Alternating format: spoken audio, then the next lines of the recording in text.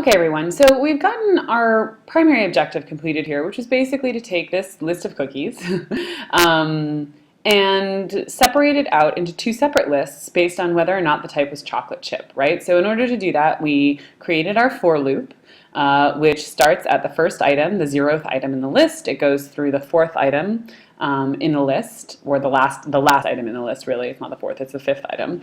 But again, we started at 0. And every time it goes through, it tests to see if the type of cookie that we're looking at in this current position in the ith, it's not very easy to say, the ith position, has a type of chocolate chip. And if it does, it adds it to the selected cookies list. And if it doesn't, it adds it to the leftover cookies list, right? So we were able to sort of check all of our things and make sure that that's working correctly, which is great. But this was quite a lot of code to write out, and very often in programming, we find that there are tasks like this one that we want to be able to do more than once, and we don't want to have to write out the code over and over and over again. And this is where functions come in. So what I'm going to do is I am going to wrap all of this logic that I have here in a function, and I'm going to say, I'm just going to call this function sort cookies, okay? Now, I'm going to start above where my cookie list is here, and I'm going to make sure that I come all the way down to the bottom. These curly braces, the curly braces in my JavaScript are a way of, and actually I'm going to zoom this out a little bit so that I can actually get fit a bit more on the screen here. The curly braces are a way of wrapping content together, right? So we saw that we had some. We use them in this if-else to say, look, everything between these curly braces is what I do if the type is chocolate chip. This is what I do if, if it's not. So anything that I put in between these curly braces in this else is going to happen if it's not chocolate chip. So curly braces are a way of demarcating in our code what's going on. And in fact, we really could and should go one step further here. I want to mark here, right? This is the end of my for loop.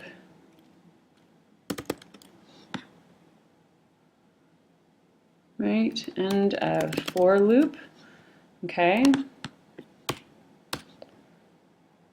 going to get rid of some of my console logs here just to make it a little easier to see what's going on. Okay. So here I have end of conditional if-else statement. And there's the end of my for loop. And now up here, way up here, I created this function. So this is end of sort cookies function. Okay? So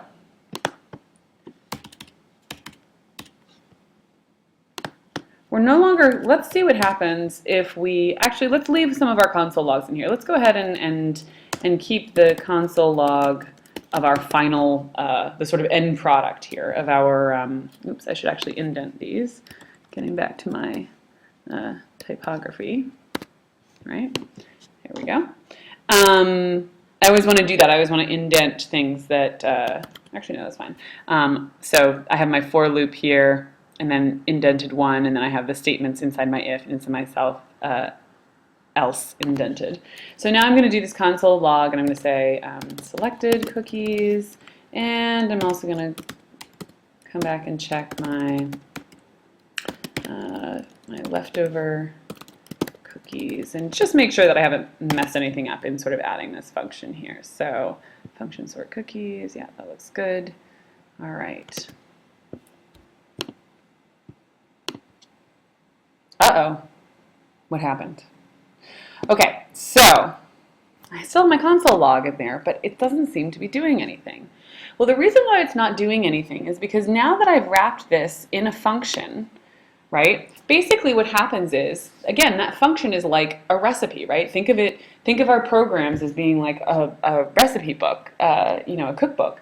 All of the recipes are there, but you have to actually follow one of those recipes in order to, say, get a cake baked or get brownies made. And the same thing is true here. We've told the computer about this recipe, about this thing called sort cookies, which can do this thing sorting cookies. But we haven't actually told it to follow that recipe, to actually execute that recipe. And so in order to do that, we have to just say sort cookies. Okay, so what we're doing here is we're creating this recipe, this function, sort cookies, and then down here we're saying actually execute the sort cookies function. Okay, so we have the two separate ideas. We have this definition, this description of the recipe, and then we have this idea of actually telling the computer to follow it. And so now, there we go. We see it's actually executed that recipe. Now, we can see this is going to allow us to create some efficiencies in our programming. It's also going to allow us to tell the computer to do things at different times, right? We don't always want to do everything at once. And you'll see next week as we do this, when we start to get to data loading, that we need to be able to tell the computer to do, do this first, and then at the end, once that's finished, do this other thing. That's a lot of what functions allow us to do. It says, first do this function, when that function's over, do this other function, and that's how we can make sure that everything happens in the order that we need it to in our program. There are a couple of other efficiencies that we can introduce here. So the first has to do with our cookies list, okay? So this is great. We have this is great that we have, our list of cookies. But, the truth is that, like, it doesn't really help us much if we have to define a specific list of cookies every single time we want to be able to sort them, right? We want to be able to make something that's a bit more generic. So what I'm going to do is, instead of specifying the cookie list here, I'm going to say, look, in my program, I have some cookies. Okay? And let's say I want to sort those cookies. I might have more than one list of cookies, right? I'm just going to make this by copying my existing cookies list, but I'm going to make some modifications to it. I'm going to have, 3 chocolate chip cookies, and this one's going to be mint cookies. I don't know, right? So I now have 2 separate lists of cookies, but I want to be able to sort each of them into lists, into separate lists of selected and leftover cookies. All of them with this idea of looking for the ones that are chocolate chip. So what I can do here is I can actually say, look, this recipe, sorting cookies, is a general recipe, right? I can use it to sort any kind of cookie list that I want. All I need to do is pass the correct ingredients, right? If you give me the correct ingredients, it's a little like baking a cake, right? Like, it says you need 2 eggs and you need a stick of butter and you need a cup of flour, but it doesn't tell you exactly which eggs or exactly which butter. You have to go and get those for yourself. And so in a sense what we can do is we can tell this function, we can tell this recipe, look, in order for you to sort cookies, I'm going to give you a list of cookies to sort. And so up here I'm going to say, look, I believe it's cookie list. Yes, cookie list, right? So up here, okay, this is what we call the arguments, right? You can think of the arguments, these things that go in the round parentheses, in the curvy parentheses, in the function description, as the ingredients list for our recipe, right? You're saying, look, I'm going to hand you a list of cookies, and you're going to sort it. And so now if I wanted to run this, I could say, look, sort cookies, and I want to start with some cookies, right? And I can say, run that recipe function again with a different list of cookies. Okay, so what we can see is that I now get reusable code because I can say, look, you can sort cookies on some cookies and you can do it on more cookies as well, right? Because they're both lists of cookies. Why should I have to write separate descriptions of how to sort them when they really contain, the same type of thing? And so just to be sure about it, I'm going to go ahead and put a message here and say console log first list, and whoops, console log second list, right? So hopefully what I should see is I should see each of these separate lists of cookies get sorted and printed out to my console. And there we go. We say first list, and we can see it console logs out, yep, 2 chocolate chip cookies, just as we expect. Oh, and right, in our second list, we have 3 chocolate chip cookies. So you see how we get this nice reusability, right? We can write one function, one recipe that performs a certain task, and we can use it over and over again. Now the last part that we want to do here is, right now we're in good shape because our lists are exactly the same length, but we don't necessarily want our, length is a pretty particular thing. I mean, what if, this thing actually only had 4, right? Only has 4 items in it. Is it just going to run out? Like, what's going to happen? Let's give it a shot. So now my cookie lists don't have the same length, and uh-oh, cannot read property type of undefined. Well, so what's the problem here? What's happening is that it's saying, okay, well, you told me that you want me to start at 0 and count up to 4, anytime less than 5. But the problem is that our second list goes 0, 1, 2, 3. There's no 4th object. So how do we get around this? Well, what we can do is we can take advantage of the fact that one of the things that lists know, one of the built-in functions is, lists have a built-in function or method or native method for measuring their own length. And so what we can say is, look, I don't know exactly how long this list is going to be, but however long it is,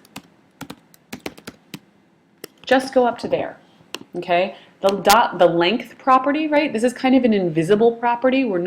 We didn't define this, but every list has a length, right? It's kind of the nature of being a list. And again, this is something that the computer knows how to do already.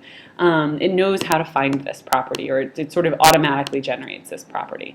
And now we can see, sorry, I kind of glossed over that, right? So any list by default, right? As soon as we say make it a list, the computer says, right, it has this length. Okay, it knows how to calculate that length. And so we can just say, look, however long that list is, just go through as many times as there are items to go through. And then we don't have to worry about whether our lists are all the same length. We can just say, look, just however many there are, that's how many you do. All right? So again, if we come here, we can look and see that, yes, in fact, we get to go through our first list and second list, and we can see that, yeah, our second list only has, only originally had 4 objects because we only end up with 2 objects in each of our output lists. So that's sort of the basics of, creating a loop, a conditional, and a function, right? And some of the elements of how they work. What we're doing is we're trying to gain efficiency. We're trying to avoid writing any more code than we have to. Programmers are really lazy about that. And we're sort of addressing this idea of a function as a recipe.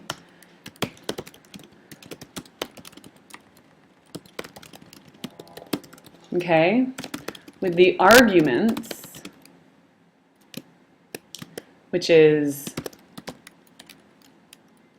inside the round parentheses, as ingredients. So at the outset, when we define it, right, we say the name of this function is sort cookies, the name of my recipe is sort cookies, and here's what you're going to need to give me. You're going to need to give me something that is a cookie list, a list of cookies.